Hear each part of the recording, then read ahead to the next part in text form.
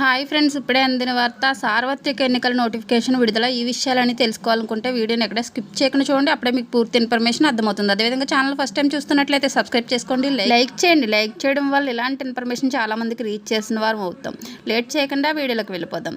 సార్వత్రిక ఎన్నికల నోటిఫికేషన్ గురువారం జారీ అయింది. 4వ విడత పోలింగ్ కోసం నోటిఫికేషన్ విడుదలయ్యింది. నేటి నుంచి నామినేషన్ల ప్రక్రియ ప్రారంభం కానుంది.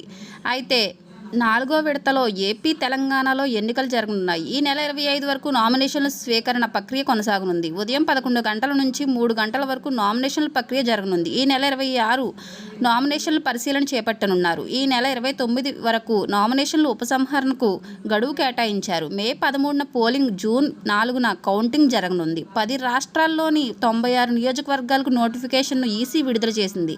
తెలంగాణలో ఎంపీ ఎన్నికలతో పాటు సికింద్రాబాద్ కంటోన్మెంట్ అసెంబ్లీ ఉప ఎన్నిక జరగనుంది. ఇలాంటి లేటెస్ట్ ఇన్ఫర్మేషన్ వీడియోస్ కోసం ఛానల్ని సబ్స్క్రైబ్ చేసుకొని లైక్ చేయండి, షేర్ చేయండి. Thank you for watching.